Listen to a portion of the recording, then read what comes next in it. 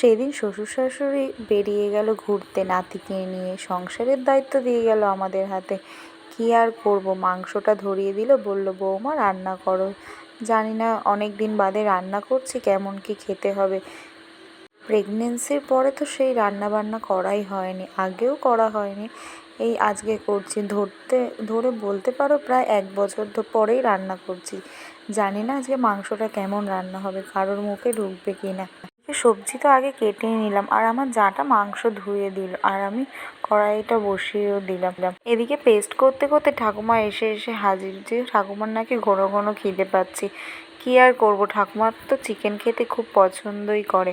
অনেকের বাড়িতেই হয়তো আছে যাদের ঠাকুমারা খেতে ভালোবাসে, আর আমার ঠাকুমার শাশুড়ি কিন্তু অনেক বয়স, সে কিন্তু এখনও খেতে ভালোবাসে, তার জন্যই আর আয়োজন। তার আবদারেই আজকে চিকেন বানানো হচ্ছে। ঠাকুমা যখন সুস্থ ছিল, মানে যখন হাঁটা চলা ঠিকঠাক করতে পারতো, তখন কিন্তু ঠাকুমা এসে এসে সবজি টবজি কেটে দিত, কিন্তু এখন কি বলতো, আর সেই সব আর করে না। এখন ঠাকুমার যা খেতে ইচ্ছা করে সেটা বলে, আর আমরাই করে দিই। আগে কিন্তু ঠাকুমা এসে কাটাকুটি করতো, এখন আর করতে পারে না। কি করবে, বয়স তো হয়েছে অনেক। আর এদিকে মাংস রান্না করতে করতে মাঝে মাঝে গিয়ে ছেলেকেও দেখে আসছিলাম। ও তো জেগে যায়, ঘন ঘন খিদেও পায়, বাথরুম করে, সেসব তো চেক করতেই হয়। আর জানো এখন যা বৃষ্টি হচ্ছে, আমার শ্বশুর শাশুড়ি কিন্তু ঠিকঠাকভাবে ঘুরতেও মনে হয় পারেনি, চলে এসেছিলো নাতিকে নিয়ে।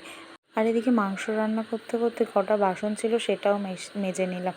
কি করব, রান্নাও কমপ্লিট, তাই জানলা দরজা দিয়ে চলে গেছিলাম। কিছুক্ষণ বাদে শ্বশুর শাশুড়ি এসছে, দেখো কত চিপস আর কোল্ড ড্রিঙ্কস নিয়ে এসছে। আমার শ্বশুর কিন্তু বাইরে থেকে রুমালি রুটি এনেছিল, আর রুমালি রুটির সাথে কিন্তু মাংস খুব ভালোই লাগে।